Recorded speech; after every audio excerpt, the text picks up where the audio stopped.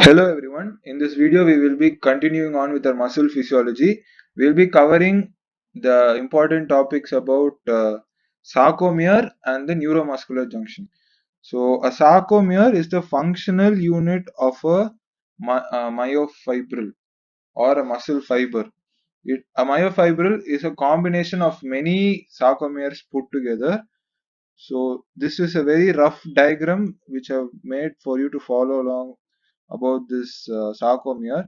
So first of all, the sarcomere contains two Z lines, which are shown over here, or Z discs. They are not actually a straight line; they are present like this, so they are known as Z discs.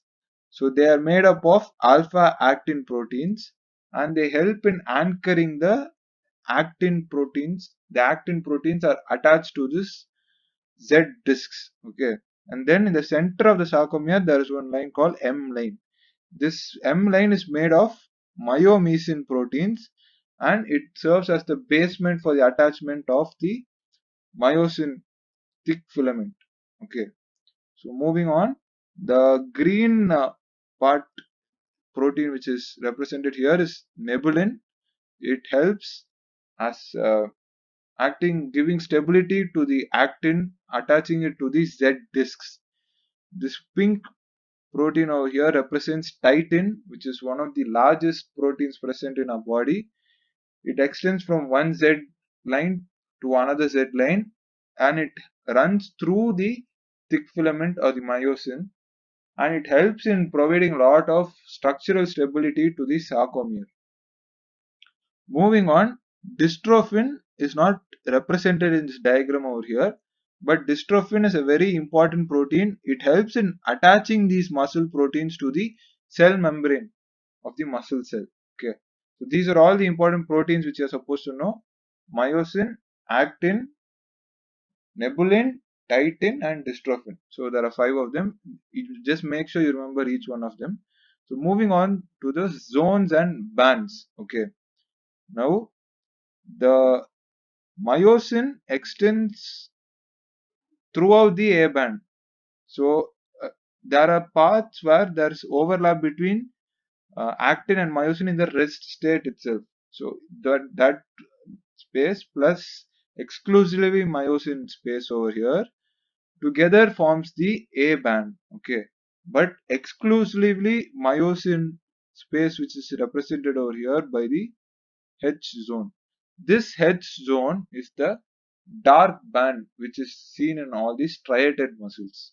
Okay, this I band which is which represents exclusively actin alone is known as the light band. So this is why there are striations present in our muscles, which there's an alternating dark and light band, which is due to the thickness of the myosin and actin filament mainly.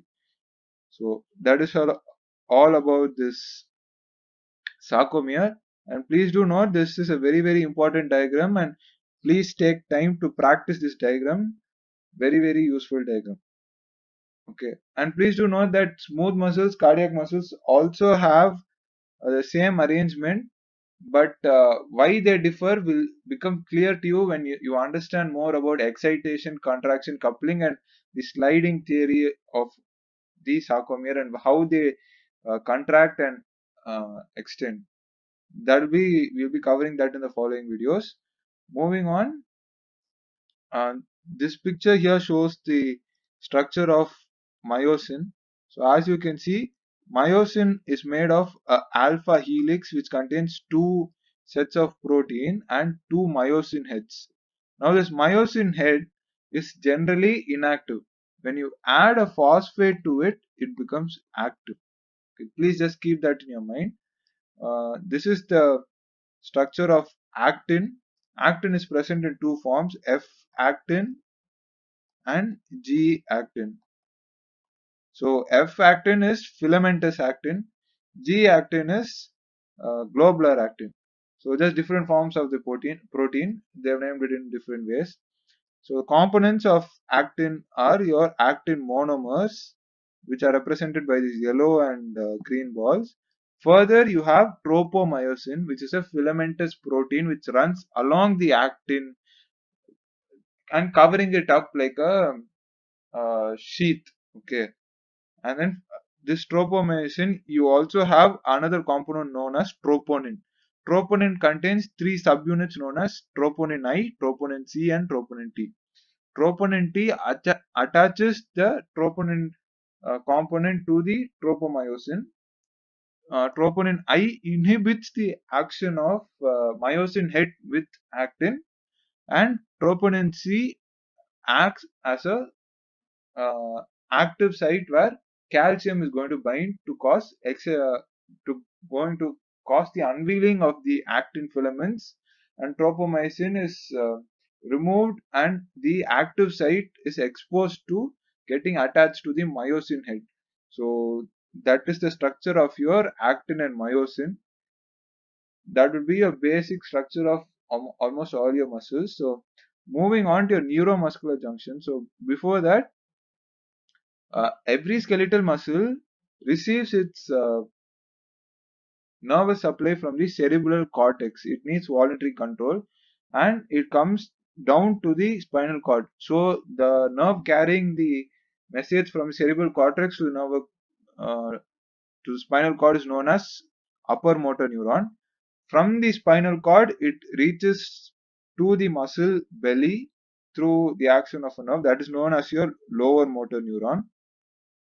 So what is the neuromuscular junction over here is where the nerve and the muscle are meeting each other. So that is shown in this diagram over here. So this is the nerve and this is the muscle. Okay. So these are all acetylcholine, and acetylcholine is a neurotransmitter which is going to cause excitation, contraction, coupling. So just look at this diagram. We will explain this in more detail when we are talking about excitation, contraction, coupling in the next video. So that would be all for this video. So please do take time to go through the sarcomere and structure of actin and myosin. They are very, very helpful.